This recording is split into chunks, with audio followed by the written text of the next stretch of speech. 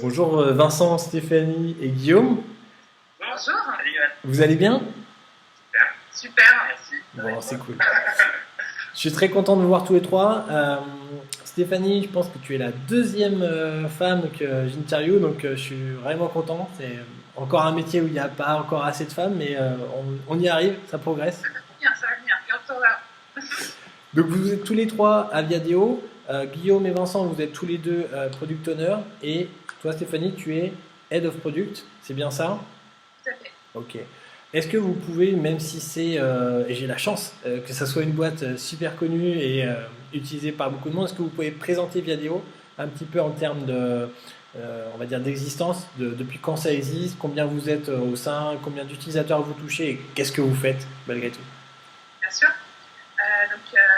Viadeo est une société qui existe depuis plus de 11 ans maintenant et qui a une actualité très récente. C'est-à-dire que Viadeo fait partie maintenant du groupe Figaro Classified depuis le 2 janvier, qui est en fait le numéro 1 de l'emploi sur Internet en France. Donc pour rappeler, Viadeo c'est un réseau social professionnel qui compte aujourd'hui 11 millions de membres en France et qui a pour objectif de proposer à ses membres de faire du business, de faire du networking et de faire évoluer sa carrière. Voilà. Chez Viadeo, aujourd'hui, on est une centaine de personnes après le rachat. En termes de produits, pour être un peu plus précis, Guillaume, tu l'expliquais? Oui, avec plaisir. En termes de produits, on est plutôt sur un business model de freemium pour la partie B2C. Donc on a un pool de fonctionnalités gratuites, notamment la possibilité de créer son propre profil qui va être son CV numérique avec ses expériences, sa formation, etc. La possibilité du coup d'avoir un newsfeed aussi, de rentrer en contact avec les gens qui vont poster des actualités, qui vont transparaître sur notre propre flux d'actualité, avec des informations donc, sur ce qu'ils aiment, sur ce qu'ils partagent, des informations qui vont correspondre à des évolutions de carrière possibles sur des offres d'emploi. On a la possibilité d'interagir à différents niveaux avec des groupes, d'entrer directement, je me disais, en contact avec des membres pour échanger avec eux sur différentes problématiques. On a toute une partie entreprise où on va pouvoir rechercher une entreprise et du coup avoir des infos sur cette entreprise, des informations qui sont gérées par l'entreprise et d'autres qui sont poussées par les salariés de l'entreprise avec les avis et notations sur cette entreprise. Donc vraiment le cœur du principe, c'est de mettre en relation des membres et des opportunités, que ce soit des opportunités de carrière, des opportunités cachées avec la possibilité d'envoyer des candidatures spontanées à des entreprises, etc. Et puis d'autres fonctionnalités qui sont vraiment full payantes pour la partie B2B, avec la partie accès à la profil tech, donc toute la base de données d'utilisateurs de Viadeo pour faire de la chasse de profils sur des projets de recrutement, la possibilité de poster des offres d'emploi qui sont diffusées sur Viadeo, la possibilité de gérer tout ça à marque employeur, avec comment je présente mon entreprise pour qu'elle soit sexy auprès des personnes qui veulent la rejoindre, mise en avant de ce qu'on propose, des avantages de l'entreprise, etc. Donc, toute cette marque employeur, c'est la page entreprise. Et on a également une plateforme dédiée pour les freelances qui s'appelle Viadeo Freelance, qui va permettre de mettre en relation des pourvoyeurs de missions avec des freelances qui recherchent tout simplement de quoi nourrir leur activité. Ok, très bien, c'est très clair. Et du coup, vous avez des utilisateurs uniquement en France ou dans plein de pays? Alors, on avait des utilisateurs dans beaucoup de pays. Maintenant, on a une base d'utilisateurs en France qui est à 11 millions de membres, avec des profils qui sont vraiment très très diversifiés, donc qui répondent à peu près à tous les produits qu'a cité Guillaume. Donc, ça va des job seekers, donc des gens qui sont en recherche, les recruteurs qui vont utiliser nos outils B2B, mais aussi les freelances, les porteurs de projets. Maintenant, depuis quelques mois, on s'est vraiment restructuré sur une stratégie plutôt locale, donc plutôt en France, et surtout sur l'emploi essentiellement. Donc là, on va surtout adresser ceux qui recherchent un emploi en France et les recruteurs qui vont leur permettre de le trouver. Bon, et il y a de quoi faire, hein, déjà. Du coup, j'imagine qu'au niveau fonctionnel sur le produit, ça simplifie pas mal les choses aussi, le fait de se recentrer sur un pays, une langue, une culture, ou pas du tout, finalement, ça vous apporte pas plus de simplicité dans les choses?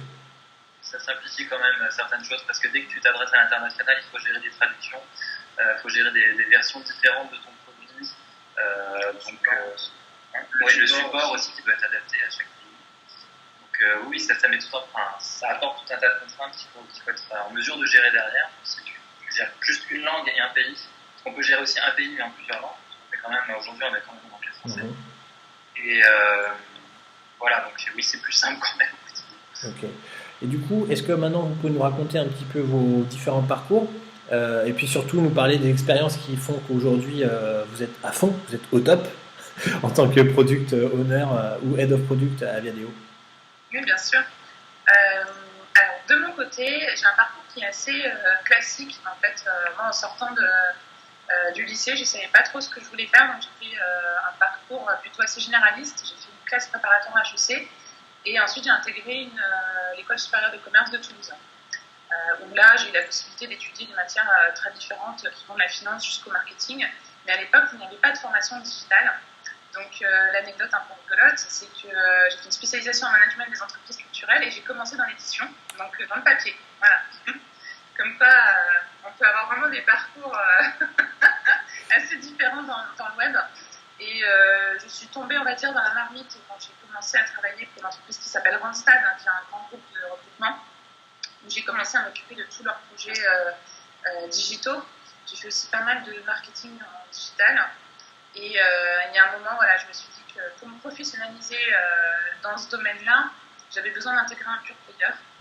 Et il y a 5 ans, j'ai mis un énorme coup de cœur pour Viadeo. Et c'est à partir de ce moment-là que j'ai vraiment pu accélérer ma carrière, mais aussi mes compétences, parce que j'étais avec des gens qui connaissent ce domaine-là, que j'ai pas besoin de convaincre tous les jours qu'il est important de sortir une application LinkedIn ou de faire telle ou telle évolution. Et ça a été, et c'est toujours une super école. Et c'était un poste, c'était une fonction qui existait déjà? Oui, alors en fait, ça s'appelait chef de produit, mais on est passé à une fonction de product owner, puisqu'on est passé en agilité il y a un peu plus de 4 ans maintenant, et en fait, ça allait complètement de pair. Ok. Finalement, mon background m'a permis d'adopter ce métier finalement assez facilement. Mais c'est vraiment à partir de ce moment-là qu'on a mis en application le grand précepte de l'agilité du métier de product owner. Après, moi j'ai pu travailler sur des lignes de produits très différentes en fait en 5 ans.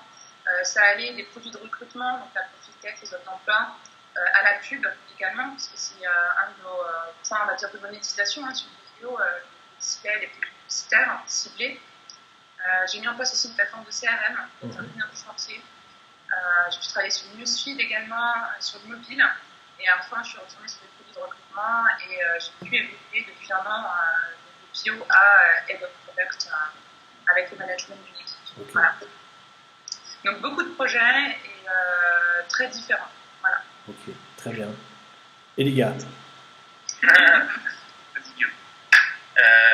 ma part, j'ai un background technique à l'origine, des études d'ingénieur, plutôt industriel d'ailleurs. Ce qui m'avait pas forcément plu, en fait, j'étais un peu comme Stéphanie, chercher ma voie, je n'étais pas très sûr de ce que je voulais faire. L'avantage, c'est qu'en même temps, j'ai pu faire un DESS d'administration des entreprises et d'orienter un peu plus vers le marketing après ma formation. J'ai notamment fait des études de marché en Angleterre et puis j'ai fait par la suite un master de marketing opérationnel où j'ai fait en alternance assistant chef de produit chez un éditeur logiciel de gestion,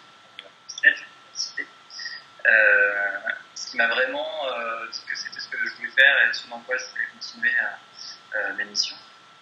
Et du coup, là, j'ai eu vraiment l'occasion de travailler en tant qu'assistant chef de produit et puis après responsable marketing sur différents projets transverses du groupe. Et c'est des missions qui m'ont bien plu et qui ont, au fil du temps, nourri mon appétit de culture de création du produit, en fait.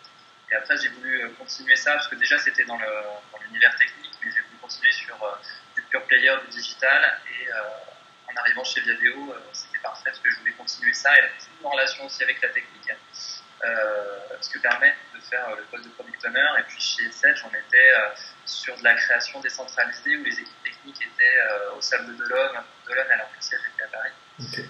Donc, tout un tas de problèmes quotidiens pour gérer cette relation. Le décalage horaire, notamment. Donc voilà, product owner depuis 2 ans, depuis 2014 chez Viadeo. Okay.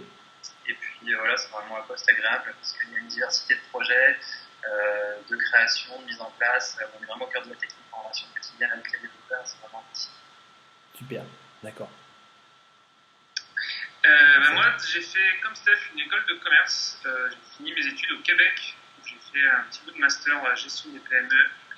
Et en rentrant en France, je suis tombé dans le conseil, dans un cabinet de conseil qui faisait de la transformation digitale pour ses clients grands comptes.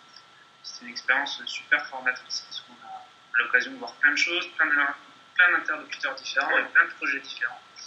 Donc j'ai fait ça pendant 3 ans et ça m'a permis de m'aguerrir à la gestion de projet.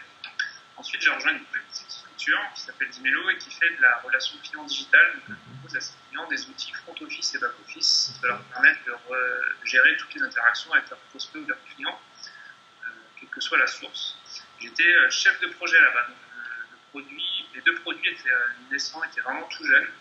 Moi, je les ai connus sur leur première forme et en tant que chef de projet, on les mettait en place chez nos clients. Ce qui nous permettait d'être en contact quotidien avec les clients et donc les utilisateurs du produit. Et ce qui nous donnait un rôle assez important. Donc, il y avait le responsable des R&D qui s'occupait vraiment du produit, mais nous, avec notre contact quotidien avec nos clients, on était une des sources des évolutions et de la vie du produit. Et c'est comme ça que j'ai mis les premiers pieds dans la gestion de produit pour ensuite rejoindre Viadeo il y a bientôt 2 ans, en tant que PO donc, où j'ai été recruté pour m'occuper de la partie engagement des membres, notamment sur le gros travail de l'année dernière, c'était la refonte du profil. On a complètement refait du sol au plafond avec l'équipe de San Francisco à l'époque. Et depuis, je travaille pas mal aussi sur le moteur de recherche et sur l'algorithme de suggestion de contact. D'accord. Et depuis peu sur nos outils, sur la mise en vente en ligne de nos outils B2B. Ok. Et c'est vrai que je rejoins tout à fait Guillaume sur sa vision du chef de produit. C'est vraiment le product owner. C'est vraiment quelque chose de super agréable d'être comme ça au cœur de l'évolution du produit et en interaction avec quasiment toutes les équipes de la société. Ok, bon bah parfait, c'est super clair, c'est varié et en même temps il y a des points communs, c'est intéressant. Du coup aujourd'hui au sein du pôle produit, ou déjà est-ce qu'il y a proprement parlé un pôle produit à Viadeo? Comment vous êtes structuré? Quels sont à peu près le dimensionnement des équipes? Combien vous êtes en totalité? Et puis surtout, comment vous êtes organisé? Comment ça fonctionne globalement de l'expression de besoin ou on va dire alors je ne sais pas si la source est l'utilisateur, le board ou autre, jusqu'à la mise en prod et le suivi. Je peux commencer en parlant un petit peu de l'organisation. Ça a pas mal bougé ces derniers mois par rapport à l'actualité, mais on a vu une équipe dédiée aux produits. On avait un CPO, un Chief Product Officer qui s'assurait de la cohérence globale du produit.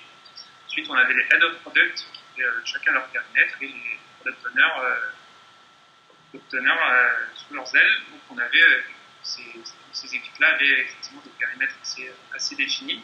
En parallèle de ça, on avait quasiment la même structuration des équipes techniques qui sont des équipes indépendantes du produit mais qui travaillent main dans la main et qui sont structurées quasiment de la même façon et qui fonctionnent aussi quasiment de la même façon. Donc tout le monde est organisé en méthode agile,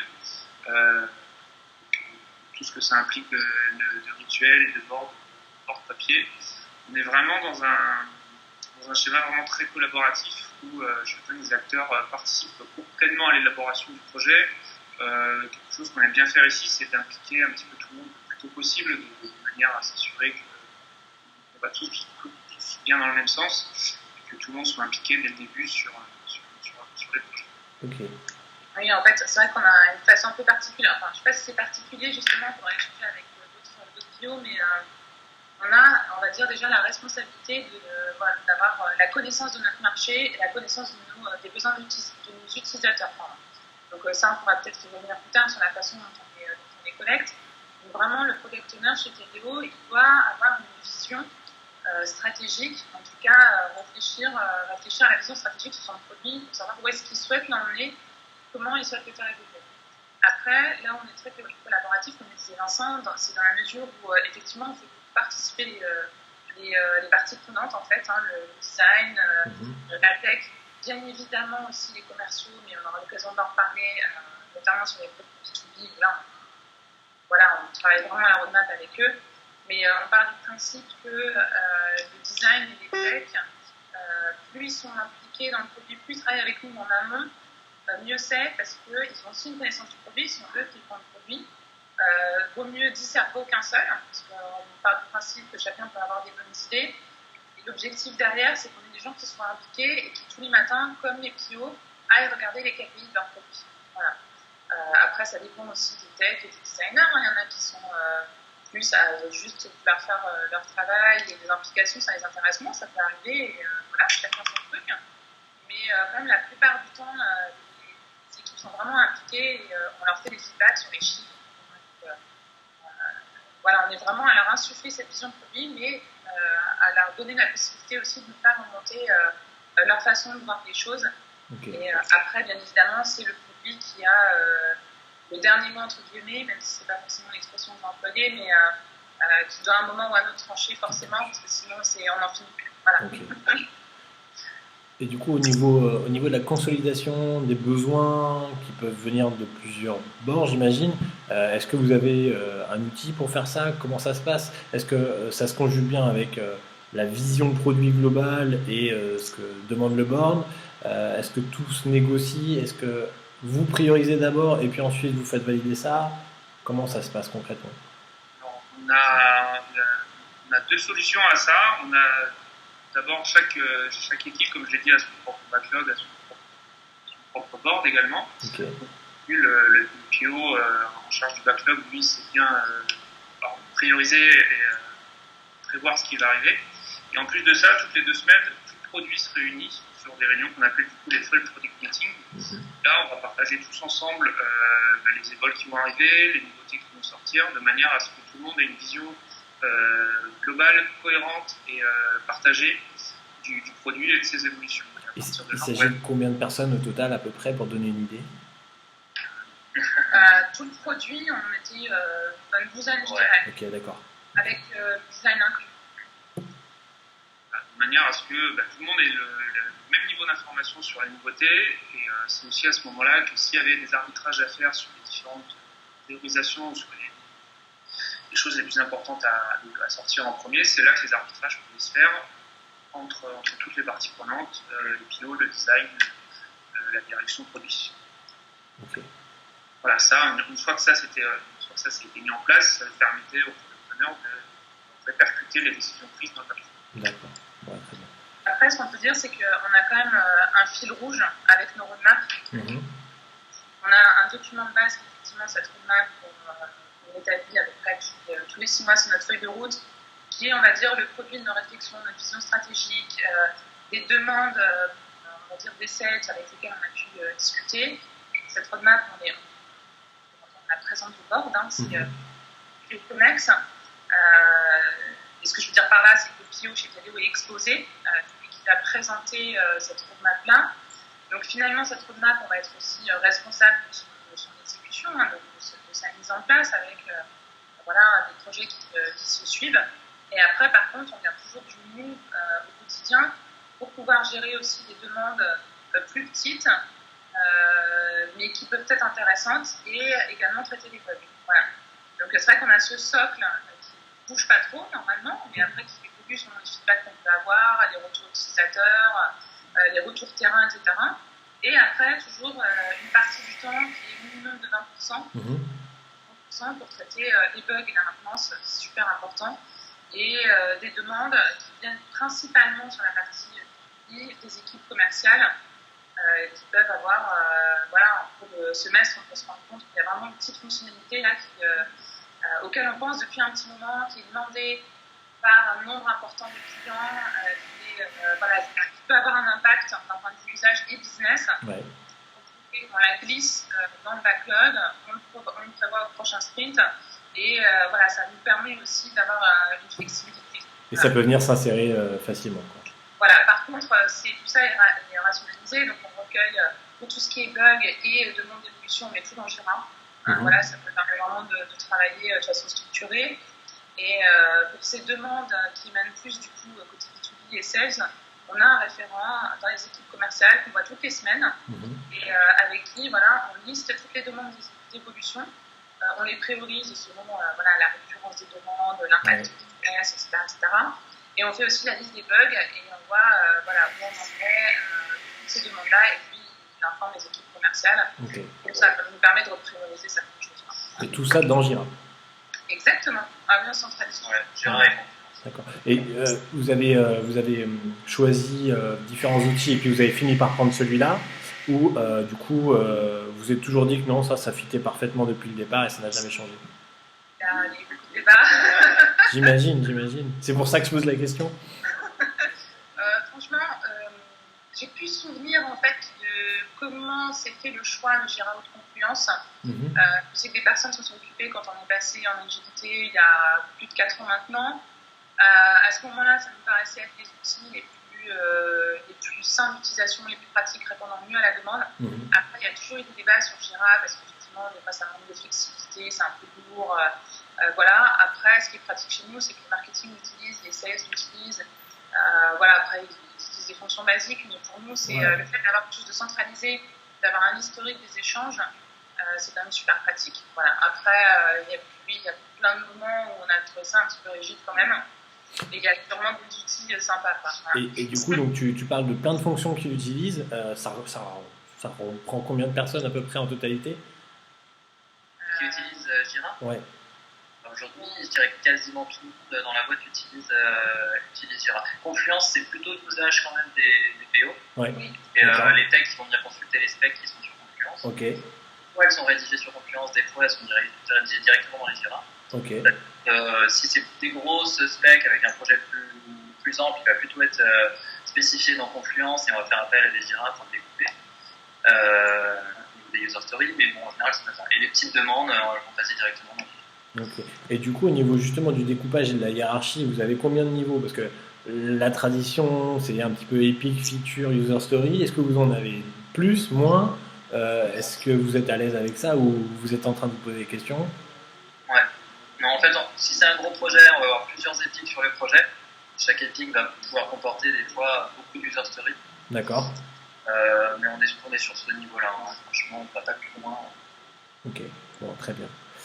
Donc beaucoup de Jira. Est-ce que vous avez d'autres outils dans le workflow, on va dire, parce que c'est à la fois l'outil qui vous permet de consolider, de regrouper les besoins, les bugs, etc., de, on va dire, préparer les livrables, donc essentiellement de la spec et de la rédaction de tests. Est-ce que vous allez jusqu'à proposer un prototype, un wireframe, une maquette, quelque chose aussi là-dedans? Ok. Et vas-y. Jira nous permet aussi, juste pour finir dessus, de gérer tous nos sprints. Okay. C'est aussi important pour nous justement d'avoir tout dans cet outil-là. Ensuite, on a d'autres outils effectivement qu'on utilise pas mal avec le design et depuis pas très longtemps, moi je disais plein, mais je crois qu'on utilise Zeppelin, qui permet une fois de plus d'assurer une grande fluidité dans les échanges avec nous, avec le design, mais aussi avec les techs parce qu'ils ont accès également et puis maintenant eux ils ont vraiment tout ce dont ils ont besoin pour travailler, pour intégrer directement le design sur le produit. Donc ça on l'utilise depuis pas très longtemps, mais je pense que ça fait vraiment ça a vraiment plu à beaucoup de monde. Ça marche vraiment plutôt bien sur les échanges PO design, c'est le mot que je cherchais. Sur les échanges PO design dans un premier temps, on est toujours au moment de la conception, mais même au niveau des échanges intégrateurs design qui n'ont plus besoin forcément de passer par le PO pour des détails plutôt techniques sur le design intégrateur. Ok. Donc finalement, si on regroupe un petit peu l'éventail des outils, il y a Jira et Zeppelin, c'est ça? Alors ouais. Après il y en a d'autres, il y a Sketch et Wireframe CC qu'on va pouvoir utiliser pour la partie. Ok. Il y a Marvel aussi pour les applications mobiles. D'accord. Qui passe l'avancée des ébauches sur les interactions sur le mobile. Ok. En pratique pour se rendre compte vraiment de la fonctionnalité directement sur les appareils. Okay. Et du coup, au niveau des tests, c'est vous qui êtes en charge de à la fois leur rédaction, mais aussi leur validation, enfin de la réalisation des tests, etc. Et est-ce que vous êtes outillé là-dessus? Est-ce qu'il y a beaucoup de choses qui sont automatisées? Est-ce que vous faites essentiellement du manuel? Est-ce que vous avez une longue phase de réflexion là-dessus? Voilà. Les tests font partie intégrante des user stories pour nous. Okay. Quand on va décrire notre user story à la fin, on fait toujours des tests d'acceptance avec. Ok, d'accord. Donc on n'est pas dans le BDD, on est dans un test d'acceptance, d'accord? Ouais, on fait du given when then. Ok. Et du coup, on donne ça aux développeurs qui, eux, vont les transcrire derrière. D'accord. Et donc ça, c'est une première partie de testing. Après, nous, on va venir resetter la feature dès qu'elle est plus ou moins disponible, soit directement avec le développeur en local, soit sur la démo, sur différents environnements. Et qu'est-ce que je voulais dire dessus? On a une personne dédiée au test mobile, par contre. Ok. Voilà. Qu'est-ce qui est plus complexe? Voilà, c'est ça, exactement. Surtout que vous devez couvrir un panel assez large de devices, de résolution. Exactement. Donc là, on a vraiment une personne dédiée à ça, qui a sa petite armoire avec tous ses modèles de téléphone. Et franchement, c'est super confortable d'avoir ça. J'imagine. Et alors, du coup, ça me fait poser une question, donne un bon point d'appui pour poser la question sur ce qui est data science. Est-ce qu'aujourd'hui, c'est une fonction qui est complètement intégrée dans le flux ou c'est une ressource que vous venez consulter de temps en temps? Typiquement, par rapport au nombre de mobiles qu'elle a dans son armoire et son studio, est-ce que c'est basé là-dessus aussi? Quel rôle a un petit peu cette fonction chez vous? Cœur. Alors en fait, il y a vraiment la partie testing QA qui est gérée par cette personne dédiée, et une partie BI aussi, d'analyse, d'intelligence des données, etc., ou d'analyse du business, avec des personnes qui sont dédiées à ça. Aujourd'hui, dès qu'on va concevoir un projet, on les intègre complètement en amont de phase de réflexion sur le projet. C'est ça qu'on a parlé tout à l'heure, mais les partie des gens qui travaillent sur le projet avec eux. Okay. Du coup, on s'attache avec elle à voir si on peut déjà en dégager certains chiffres sur l'usage, sur l'intérêt que ça pourrait générer derrière, etc. On va définir des KPI avec elle. Et puis, dans la conception du projet après, on va définir aussi des KPI de suivi quotidien qu'on va implémenter dans Slalom, qui est notre outil Google pour gérer, voir rapidement tous nos KPI et l'évolution quotidienne d'usage, dans lesquels on vient définir des dashboards, en fait, et ça, on l'intègre dans chaque projet, vraiment dans les petites features, dans les grosses features, parce qu'à chaque fois, on se dit, on définit notre objectif et comment on va pouvoir le mesurer derrière, bien sûr, avec la visualisation, la science. Donc vous êtes quand même sur un produit qui touche 11 millions de personnes. Est-ce que ça vous arrive de mettre en prod des choses, de le faire sur une fraction de la population, de le retirer ensuite, de le shifter un petit poil et puis de le remettre? Est-ce que ça arrive régulièrement? Est-ce que les gens s'en rendent compte, ils s'excitent sur les réseaux sociaux en disant hey, j'ai vu ça, et puis en fait le lendemain ça n'y est plus? Oui, ça arrive. De toute façon, je prends une belle expérience là-dedans. Ouais, on a mis en place une solution plutôt interne d'A/B test qui permet vraiment de cibler l'audience à laquelle on peut soumettre une nouvelle fonctionnalité, un nouveau produit ou une nouvelle évolution. Donc ça nous permet plein de choses. Ça nous permet de voir si la fonctionnalité est correctement développée en termes de volumétrie, par exemple, de scaler tout ça, c'est s'assurer que la volumétrie est bien prise en charge sur une nouvelle fonctionnalité. Ça nous permet, par exemple, aussi de cibler la fonctionnalité sur des profils un peu plus précis, si on a besoin d'affiner un peu plus le ciblage de cette fonctionnalité. On essaye de mettre ça en place quasiment systématiquement. Des fois, ça s'y prête plus ou moins, mais on essaye toujours. On essaie vraiment toujours de le mettre en place. Ouais. Après, les gens ne s'en rendent pas forcément compte, en tout cas pas dans l'ensemble des cas. Pour les grosses fonctionnalités, ça peut arriver qu'il y ait des messages sur Twitter, par exemple, qui disent tiens, j'ai accès à telle fonction, mais pas mon collègue, qu'est-ce qui se passe? C'est plutôt transparent. C'est plutôt transparent, surtout qu'on essaye quand même de réduire ça dans le temps. Généralement, quand on a une nouvelle fonctionnalité, une nouvelle fonctionnalité importante, en tout cas, on va toujours essayer de l'ouvrir de manière en étapes. Voilà. Mais généralement, c'est ouvert à tout le monde en 2 semaines grand maximum. D'accord. Ok, donc et il n'y a pas de fonctionnalité qui arrive jusqu'à la fin des étapes et puis qui finalement n'atteint pas les KPI et donc on la retire. Si, ça arrive. Ouais. Et là, du coup, les devs sont en furie. Oui, en même temps, c'est la vie du produit, quoi. Ça arrive et il vaut mieux s'en rendre compte.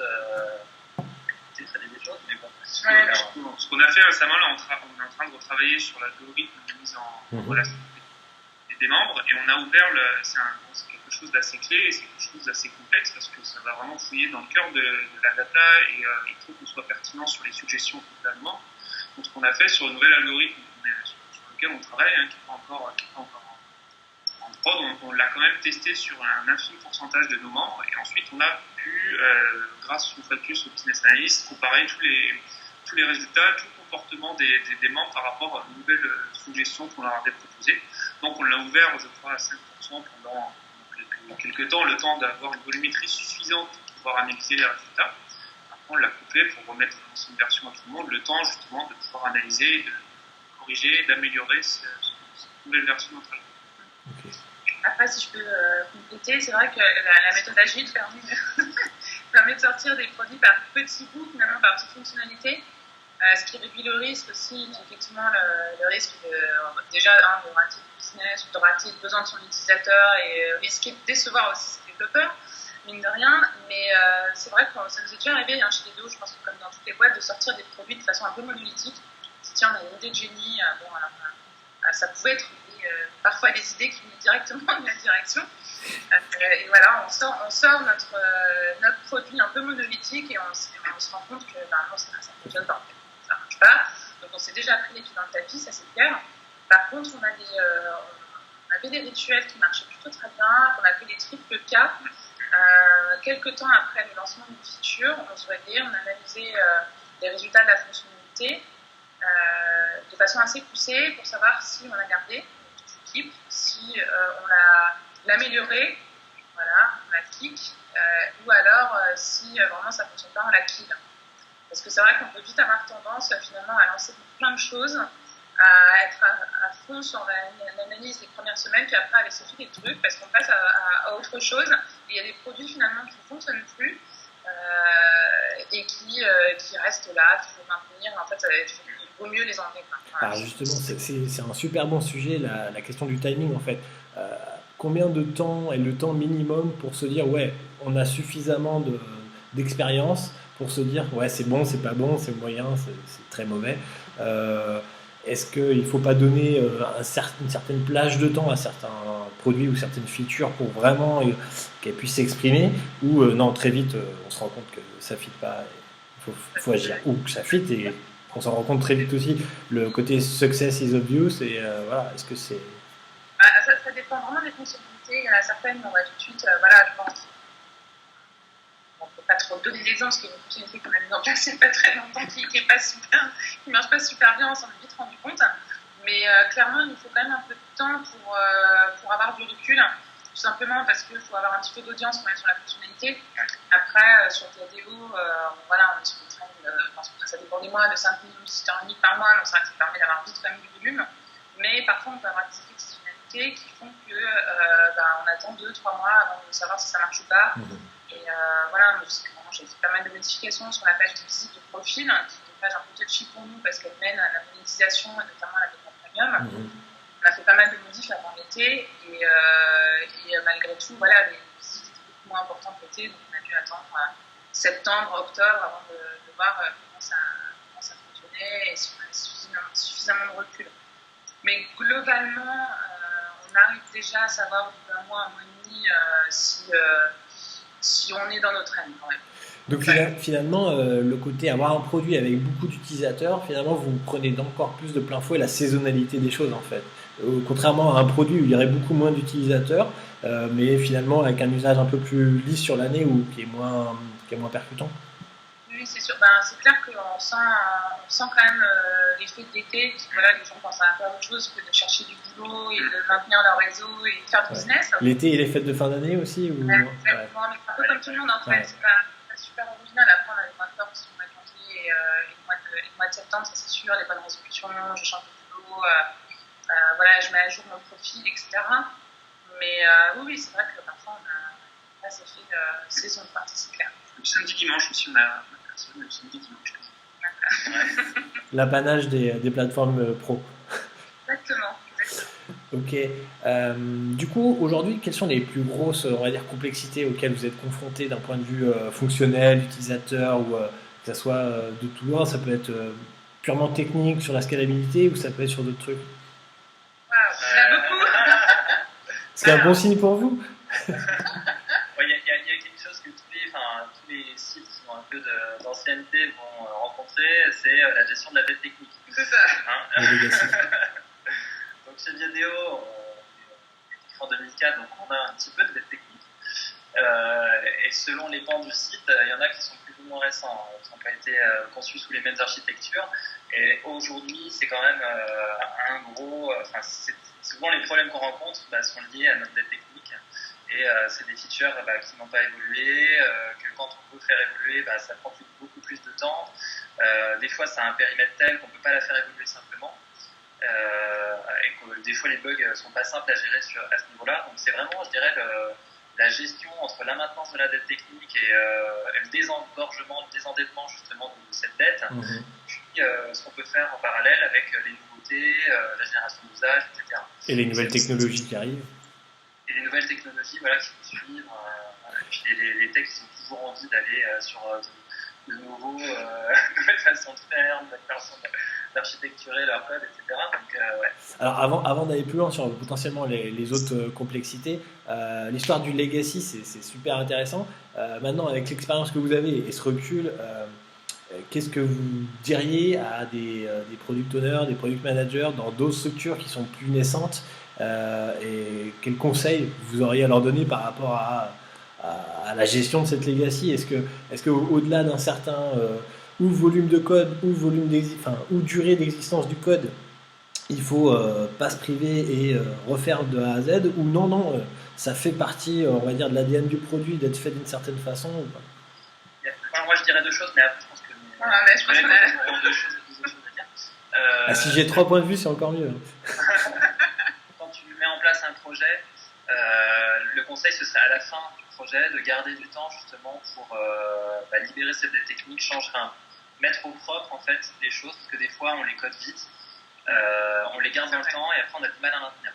Donc c'est vraiment garder du temps à la fin ou au milieu pour justement libérer un peu de dette technique et puis pas la traîner dans le temps. Ok. Et j'ai perdu mon deuxième point. Est-ce que je pense que tu peux t'en souvenir? Je dirais deux choses à voir. Après, encore une fois, je ne suis pas un ingénieur, donc je vais peut-être dire quelque chose de complètement faux, mais je pense qu'il faut avoir une vraie stratégie pour traiter cette technique.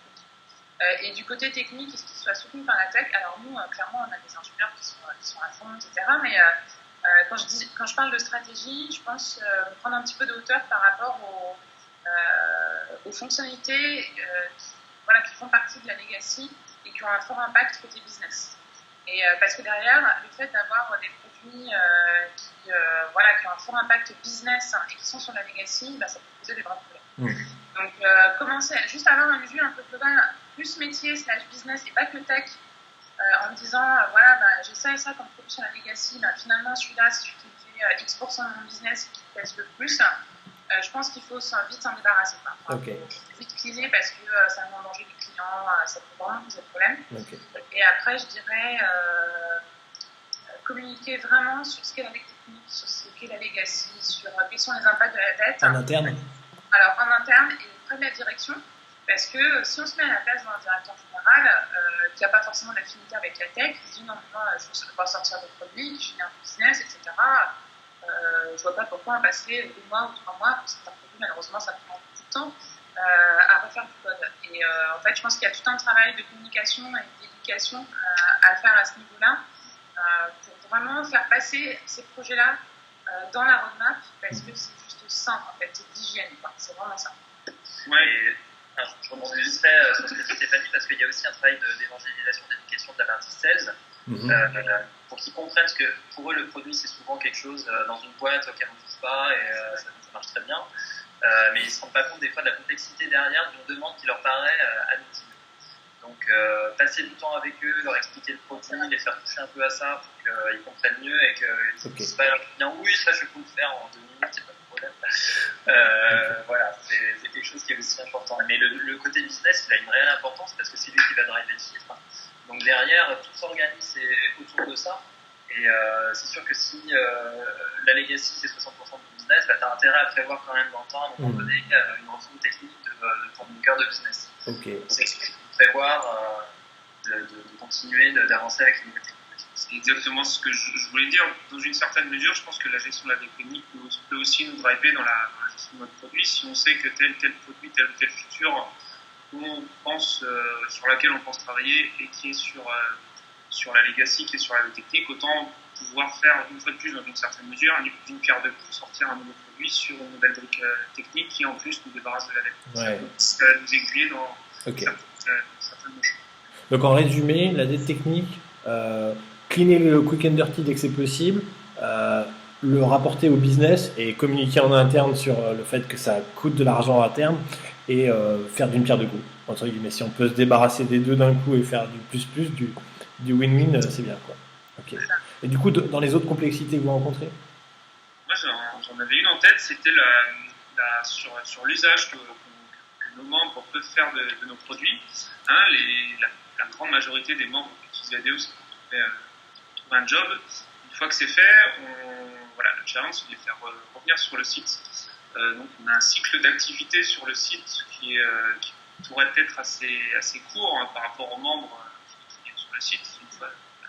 Donc le challenge, c'est de savoir adresser ces gens-là, donc de les aider à trouver un job, qui est notre mission première.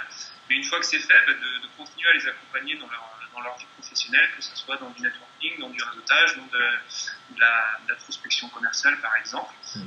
Et ça, c'est un challenge, je trouve, qui est super intéressant sur Viadeo, pouvoir les accompagner au-delà de la mission principale qu'on s'est confiée. Okay. Je rajouterais 2 points. Le premier, c'est que pour les gens qui sont dans notre activité, on va dire, la notion de réseau social professionnel paraît évidente. Et en fait, c'est pas le cas du tout d'une grande partie de nos membres, voire des gens qui sont pas encore inscrits sur Viadeo. En fait, beaucoup d'entre eux s'inscrivent parce qu'ils savent qu'il faut s'inscrire, mais après, il faut pouvoir les accompagner, en fait. C'est faire profiter de son réseau pour trouver un boulot, en fait, c'est une notion qui on s'est rendu compte il y a quelques années, un petit peu parisienne, de rien, mais qui a plus que frémi en région, puisque on est, je crois, à une proportion de 53% de nos membres en région. Donc, ils savent qu'il y a un intérêt, ils savent qu'il faut y être, mais après, il faut savoir les retenir, il faut savoir les aider, les accompagner, et qu'ils trouvent vraiment leur intérêt à utiliser un réseau social. Après, le deuxième point qui un vrai challenge, c'est d'avoir une expérience utilisateur optimisée et sans couture. Parce qu'on a des cibles qui sont quand même assez différentes et on a des parcours utilisateurs qui sont assez complexes, et sur web et sur mobile. C'est pas simple en fait d'avoir une expérience réussie quand on a un site qui, mine de rien, est assez complexe, où des produits et des fonctionnalités. Honnêtement, c'est un vrai challenge. Voilà. Et okay. C'est vrai qu'à un moment, des fois, on rêvait d'avoir un monoproduit. Juste un truc tout simple. Voilà. Ce qui fait que aussi on adore ce qu'on fait, c'est que tout est interlié en fait et ça nous fait vraiment creuser les méninges à longueur de journée. Okay. C'est aussi le fait que c'est un produit complexe que du coup la fonctionnalité de suggestion elle est super intéressante à creuser parce que vous pouvez apporter des choses très précises, très fines.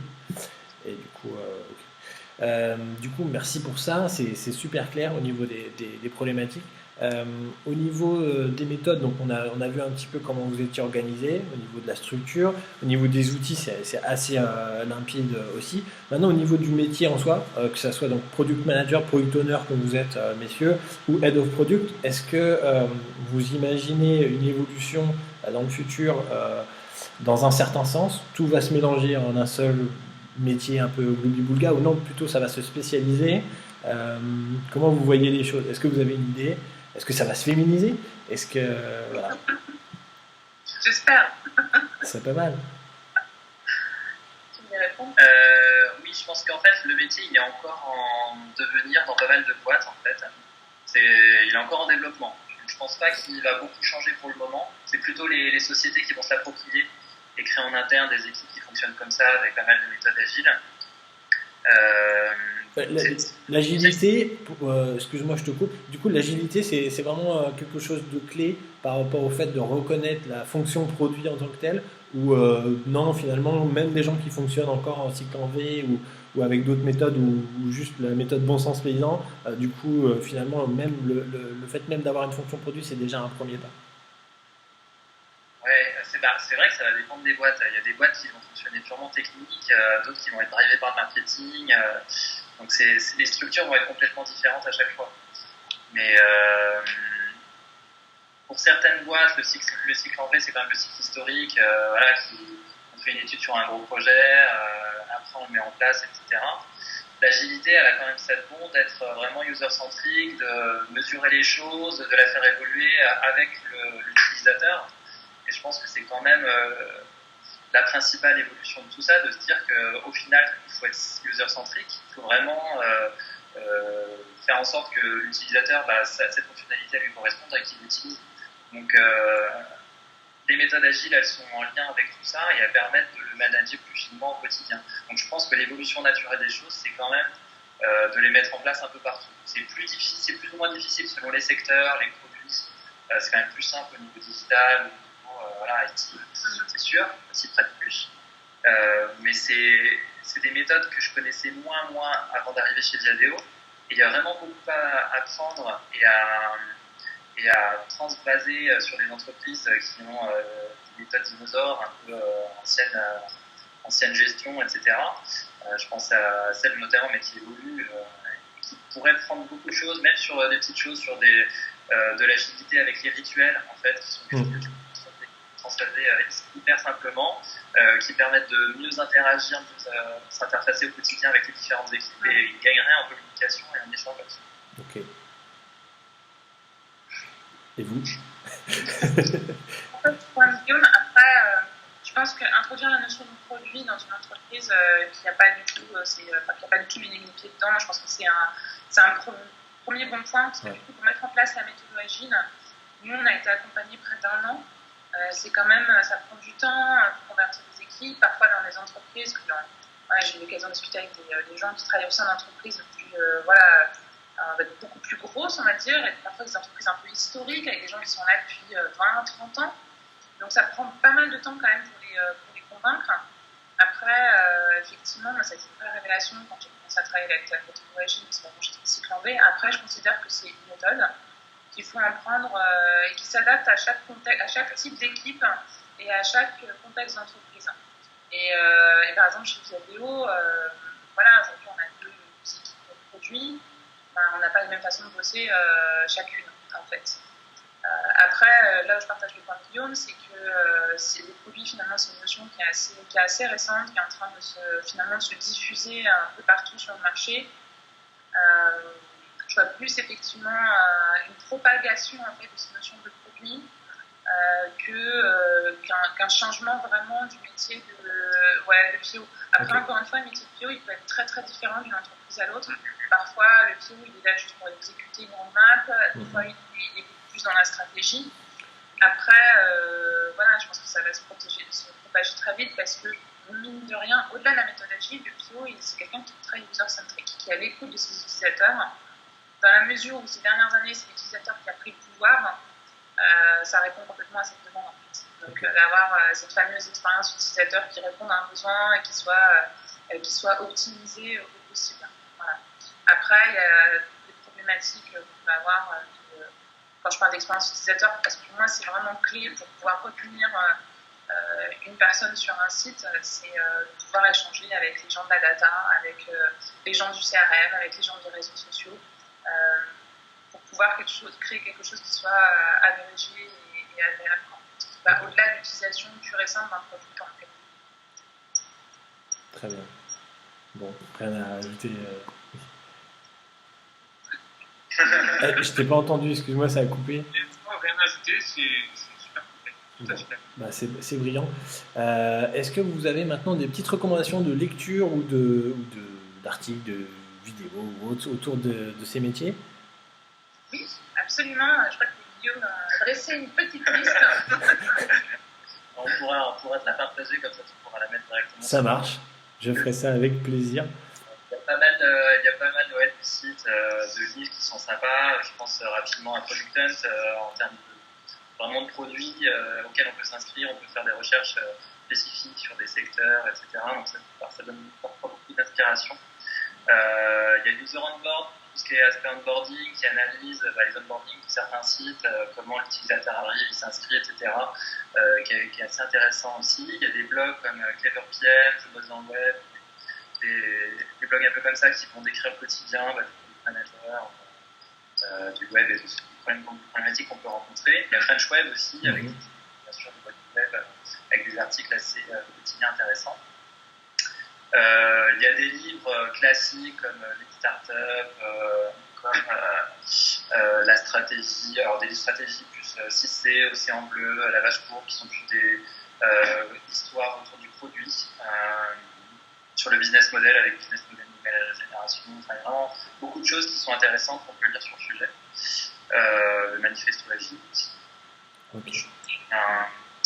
Un site de vidéo qui s'appelle Manifesto aussi. Okay. Sur ce sujet-là. Et puis il y a Medium aussi où il y a pas mal de product owners, managers qui font des articles. Et le blog d'Intercom aussi. D'accord. C'est vrai qu'il publie plusieurs articles par semaine. Il y en a au moins un toutes les semaines qui m'intéresse. Ok. Ben, merci pour la biblio. Du coup, n'hésite pas à me filer le lien et je passerai tout ça. Je vous remercie beaucoup pour votre temps et puis votre sympathie et le fait de vous avoir eu tous les trois aujourd'hui. Donc, je suis vraiment ravi. Je vous souhaite une excellente journée et je vous dis à bientôt. Merci et merci à toi. Au revoir. À plus. Salut.